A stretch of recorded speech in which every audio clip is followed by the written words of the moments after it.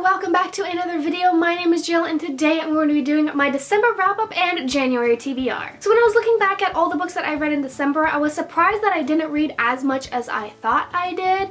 I actually ended up reading 8 books, which is a pretty high for me. Like, I normally don't read that much, but most of them were like really short. So I just thought that I read more than I did, probably because the last book that I read in December took me like 11 days because it was so long. Yeah, so I'm just going to get right into the books that I did read because I did read some wonderful books this month, and yeah. The first book I have is a book that I've been talking about a lot on my channel lately, and that is A List of Cages by Robin Rowe. This book comes out on January 17th, and this book would have 100% been on my favorite books of 2016, except that it does come out in 2017, so I just thought it was weird to put it in a 2016 list, even though I read it in 2016. It will for sure be on my 2017 favorite books of the year, but this book was truly phenomenal. One of the biggest lovers of this book is Emma Books. I will link her review down below because I agree 100% with her, and she just says like everything that I loved about this book in such a more elegant way that I'm about to right now. So definitely go check her out if you are not convinced by the end of my little mini review to pick up this book. If you're still not convinced, basically this book follows 2 main characters. It follows a boy named Adam, who is a senior, and Julian, who is a freshman. And Adam basically gets his position as the assistant of the school psychologist, and basically the school psychologist sends Adam to fetch Julian because he's been missing his appointments with her. And when Adam sees Julian, he recognizes him as his former foster brother, but circumstances have taken Julian out of the care of Adam's family and put him in the care of his uncle. That's all I'm gonna say about this book. I would say just go into it blind. Honestly, that's all you need to know. There are trigger warnings for physical and emotional abuse. This book is hard to read, okay? It was so raw and emotional, and it was fantastic, and I loved it. But this book is hard. It is hard to read. Normally, I don't shy away from brutally honest books, but this book I had to put down multiple times, and I had to like take a walk outside. I had to just collect myself because I was just so affected by it, and it just completely and totally broke my heart. Adam has ADHD, and I think it just deals so well with mental illnesses, and it just is one of the most amazing books that I've ever read. Also, this book does not feature a romance. There is a small romance, but it is not the focal point of this book at all. The focal point of this book is the friendship between Adam and Julian. That is the focal point, and it was such a wonderful, fresh breath of air that, you know, there's not a romance in this book. It is a friendship book. This book deals with kindness and compassion and love and brotherhood and friendship, and I just absolutely adored it. I would say pick up this book because it is so different. It will change your life forever. It will change your perspectives.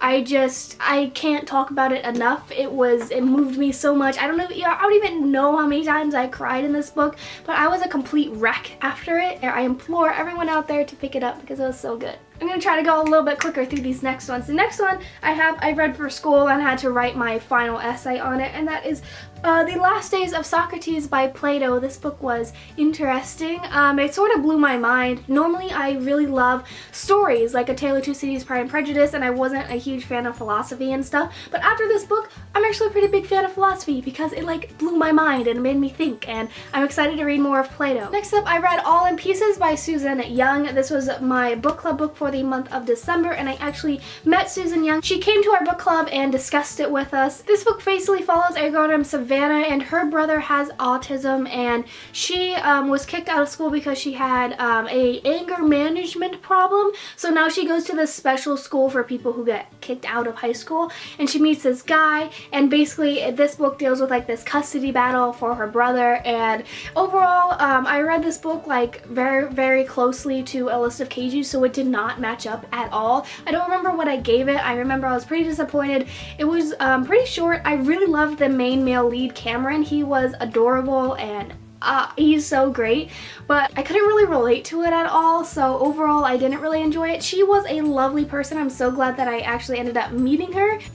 What you gonna do? It was okay. It was fine. If you see that my eyes are watering, it's not because I'm crying, it's because I have to sneeze, and for some reason I can't sneeze, so. The next book I read was one that I actually buddy read with one of my really good friends, and that is What Light by Jay Asher. I buddy read this with Julia from Julia Sapphire. I will for sure link her channel down below because she's amazing and I love her so freaking much. We decided to buddy read this book because it was December and we wanted sort of a quick winter read. And this is exactly what this book is. It is a quick, cute winter read. This book basically follows a girl named Sierra, and her family owns a Christmas tree farm in Oregon, then a Christmas tree lot in California. So basically they grow the trees for Christmas time in Oregon, and then her entire family has to go to California to sell them. So she's always in California for Christmas, and she meets a boy, and the boy has a lot of controversy surrounding him, and it was so cute. It wasn't anything spectacular. It's like really short. There's not really a lot that I can say.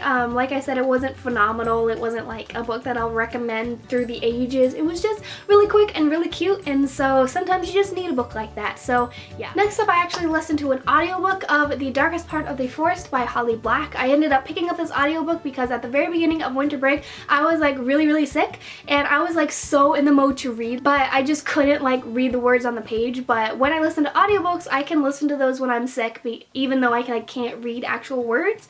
So that really helped. Overall, I thought this book was really interesting. It's like this fantasy novel that is set in this town, and there's this forest and there's fairies. It's like really complicated, so I'm not gonna give a drawn out explanation because I feel like it's best to go in not really knowing a lot. But this is a standalone. I haven't read any Holly Black before, but I'm tempted to read more of her works just because this book was really interesting. The first half was a little bit strange and a little bit slow and not my favorite, but that second half was phenomenal. I was so invested in the characters, and I just wish that it was a series, even though it was really great that it was a standalone, because there's like literally no fantasy standalones like ever. Wish that there was more because I loved these characters by the end. So overall, I enjoyed it. It wasn't my absolute favorite thing in the world, but I am tempted to pick up more of Holly Black because it was really fun and interesting. Next up, I actually have a book of poetry that I picked up on a complete whim when I was at Barnes & Noble, and I ended up just adoring, and that is Milk and Honey by Rupi Kaur. I know I butchered that. I feel so bad. I'm sorry. I don't read books of poetry, okay? I've never read a book of poetry. You should see how many tabs I have in this book. It's ridiculous. This book was fantastic. I don't even know sort of how to describe it. I went into this completely and totally blind, not knowing anything about what it's about. Split up into 4 sections, and each section sort of speaks to a different sort of person, and I honestly wish that I would have read this earlier in my life. Actually, like, this book talks about heartbreak a lot, just because I think there are a lot of really good life lessons that I wish I would have known before this time in my life, you know what I'm saying? Anyway, so overall it was phenomenal. I love books of poetry now. Recommend any books of poetry down below because I really want to get into more.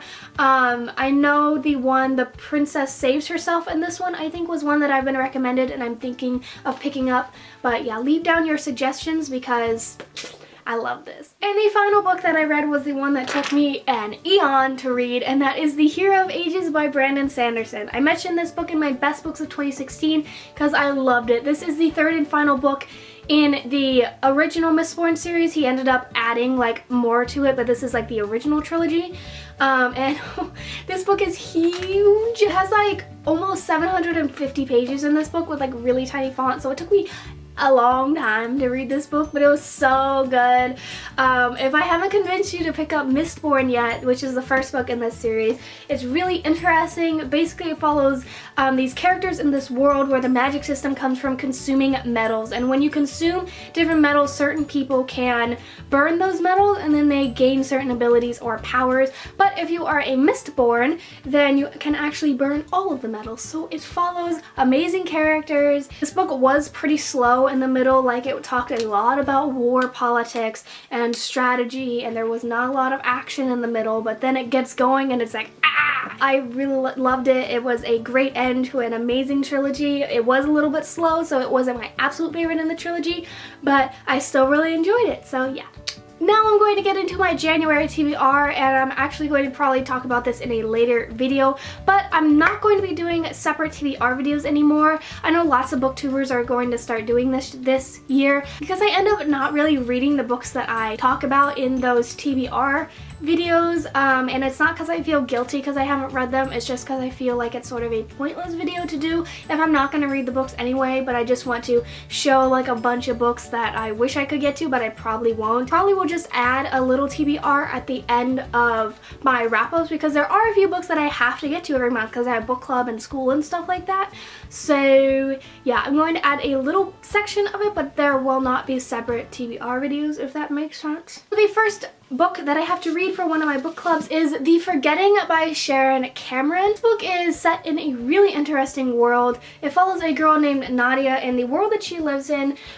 Basically every 12 years there is this day called the Forgetting, and on that day you forget everything about your life unless it is written down in this book. But it is a day where you can completely change your identity. Like, you can write in your book that you're a completely different person, and then you'll completely forget who you were before the forgetting, and you can, you know, make a brand new life for yourself. And so basically it follows this girl named Nadia, but she is the only person in this world who has never forgotten. So for some reason, the forgetting does not happen to her. So she basically uses this knowledge to try to find out more about the forgetting, that general stuff. It sounds like a really interesting book. I started it and I'm like on page 30, and it's sort of confusing at first, but I think I'm finally understanding the world a little bit more. But yeah, it's pretty interesting. I have high hopes. My second book club book that I have to read is Scythe by Neil Shusterman. I am so excited for this book. I've heard so many wonderful things, and this book, first off, has an amazing cover. Second off, has the best summary ever. Has the best world ever. Basically, it follows these two main characters in this world where there's no disease, no death, no war, no misery, nothing. There's nothing like that. And so basically, these scythes have to come and manage the population. Basically follows these two main characters who become an apprentice to this scythe, and they both don't want to be scythes. Yeah, it just sounds right up my alley, and I'm so excited. And one of the main characters' name is Rowan, so you know, Rowan. And finally, I have a book that I'm going to be reading for school, and so I probably won't finish this in January. It's very highly unlikely, but I thought I'd mention it, and that is The Republic of Plato. I'm excited. It's a huge book of philosophy. I'm excited to see where this goes. So there you have it. That was my December wrap-up and January TBR. I hope you guys all enjoyed this video. Please give it a like if you did, and subscribe if you want to see more videos from me. My Goodreads, Twitter, personal Instagram, and Bookstagram all linked down below if you guys want to follow me on those platforms. And yeah, thanks again for watching, and I'll see you guys later in another video.